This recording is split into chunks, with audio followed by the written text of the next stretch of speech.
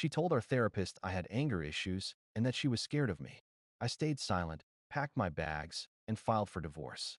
But when the court ordered her to attend anger management instead, she finally realized who the real problem was. When she said those words in front of our therapist, I swear the air in that tiny office froze. He has anger issues. I'm honestly scared of him. I didn't look at her. I didn't defend myself. I just nodded and quietly said, I understand. Our therapist, Dr. Levin, gave me that cautious glance, the kind you give someone who's about to explode.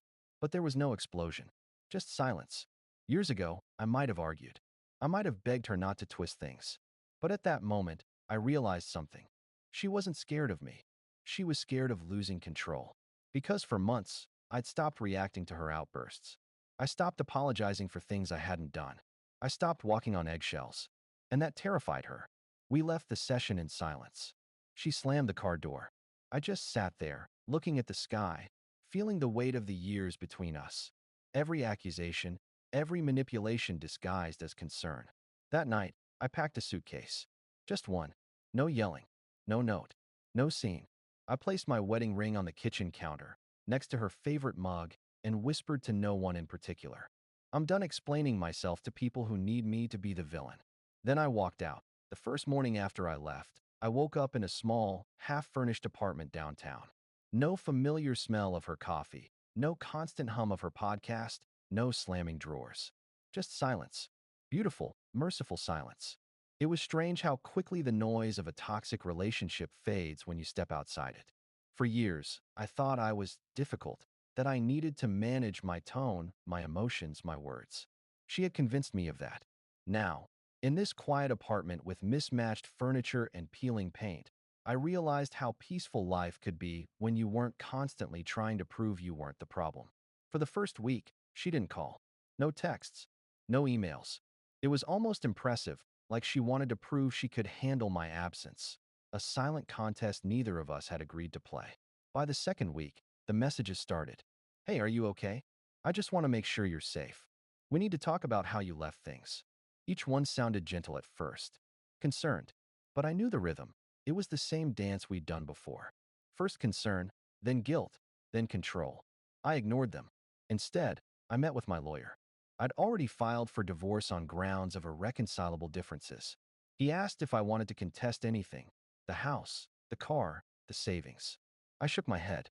I just want peace, I said, and my sanity. He smiled, not the professional smile lawyers use, but one that said he'd seen too many people lose everything trying to hold on to something already broken. You're doing the right thing, he told me. By week 3, the messages turned sharp. So you're really not going to talk to me? You're acting cold and heartless. I didn't mean what I said in therapy. I was just emotional. But then, she made her mistake. You do have anger issues. You're proving my point by ignoring me.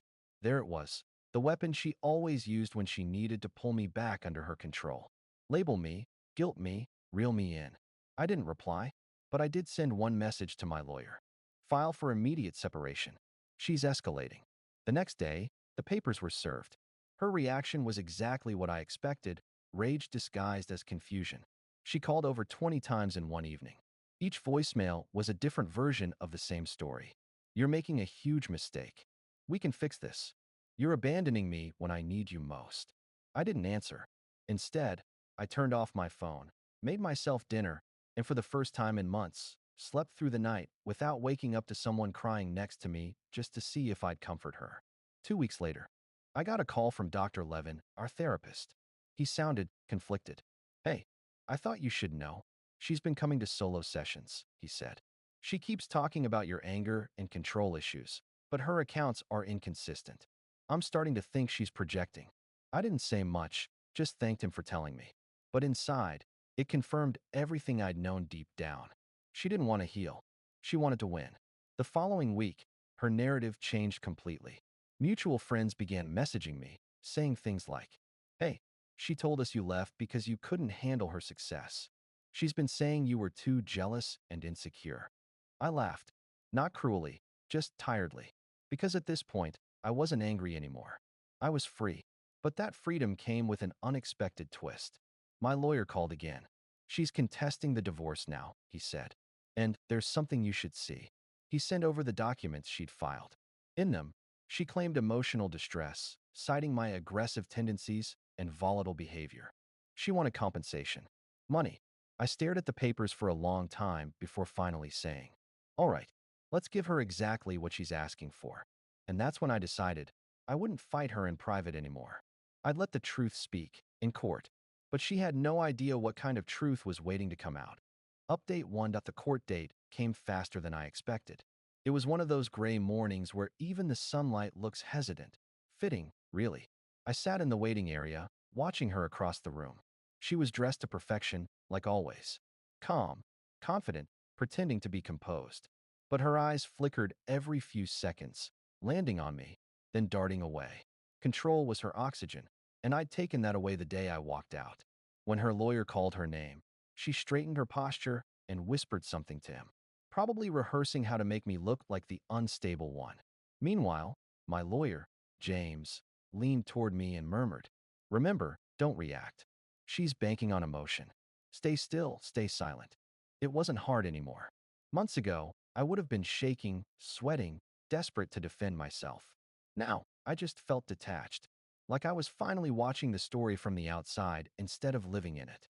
Her lawyer opened with what I expected, that I had emotional volatility, that she had lived in fear, that she was seeking damages for psychological trauma. It was a performance, rehearsed down to the tone of her size. Every phrase had been fine-tuned to sound tragic, believable, even sympathetic. She'd always had a way with words. But she forgot that, in therapy, those words had been recorded. When it was our turn, James stood up and calmly said, "Your Honor, before my client responds, we'd like to submit Exhibit B, transcripts from couples therapy sessions provided directly by the clinic under court order."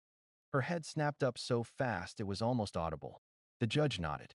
James placed a printed stack of papers on the table. Dr. Levin himself had signed off on them, verifying they were authentic and unedited. And then came the playback. Her voice filled the courtroom speakers.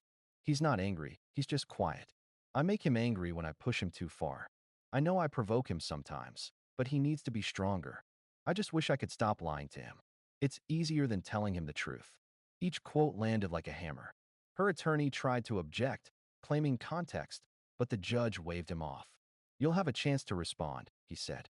She sat there frozen, knuckles white against her lap. It wasn't rage yet. It was realization. She wasn't in control of the story anymore. James continued. He spoke calmly, methodically, never raising his voice. My client did not leave out of anger. He left out of fear, not for his safety, but for his sanity. The defendant fabricated claims of abuse to manipulate emotional and financial outcomes. We have witness statements, recordings, and text messages that demonstrate a consistent pattern of projection and coercive behavior. He handed the judge a few more documents, screenshots, emails, small but deadly proof. One of them included a message she'd sent her mother right after therapy. "Don't worry, I'll make him look unstable. I'll be fine." Her lawyer went pale. When the judge called a recess, I walked past her slowly. She didn't look at me. Her hands were shaking as she stared down at her phone, probably realizing that every version of the story she'd told was crumbling one sentence at a time. Outside, James clapped me on the shoulder. "That went better than expected. If this keeps up, she'll be ordered to pay your legal fees." I nodded, though part of me didn't even feel victorious. It wasn't about revenge. It was about closure.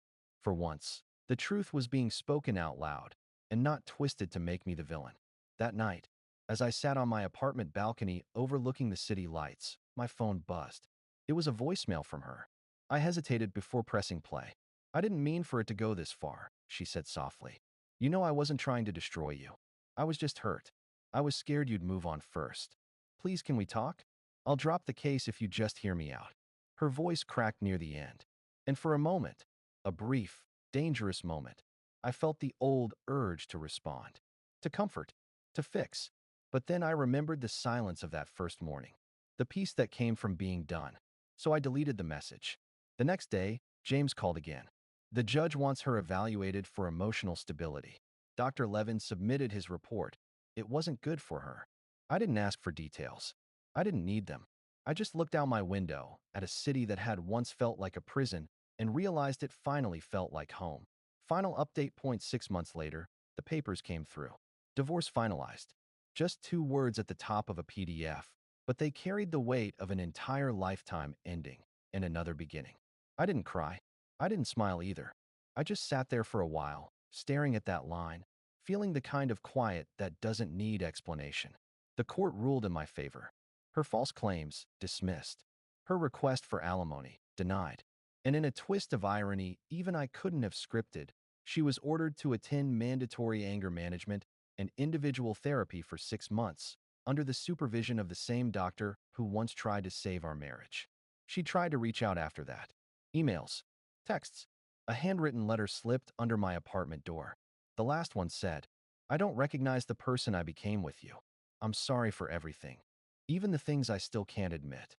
I never replied, not out of bitterness, but because I finally understood something. Closure doesn't always come with words. Sometimes it's the silence that heals. I took a job offer overseas, nothing glamorous, but it was a fresh start. A small design firm in Lisbon. Different language, slower pace. A place where no one knew the story I'd left behind. I traded courtroom tension for coffee by the river and late-night walks that didn't end in shouting. One evening, as I sat outside a cafe sketching by the waterfront, a stranger asked if she could share the table. She had a book in her hand and an easy smile. We didn't talk about pasts, just music, food, and travel. For the first time in years, I wasn't waiting for the next argument, the next accusation, the next "you never listen." Just peace. Simple, quiet peace. When I got home that night, there was one unread voicemail from an unknown number, but I recognized the voice instantly. "Hey, it's me. I finished the anger management program. They said I made progress. I just wanted to say, you were never the problem. I was. I hope you found what you were looking for. I really do. No tears. No manipulation. Just honesty, the kind that comes when it's already too late." I deleted it. Not out of hate, but because I had finally learned to stop looking backward. A few months later, on a quiet morning flight to the Azores, I looked out the airplane window at the clouds below. For the first time in forever, my reflection didn't look like someone who had survived a storm. It looked like someone who had walked out of it. Some stories don't end with revenge or regret. Some just end with freedom. And that's enough.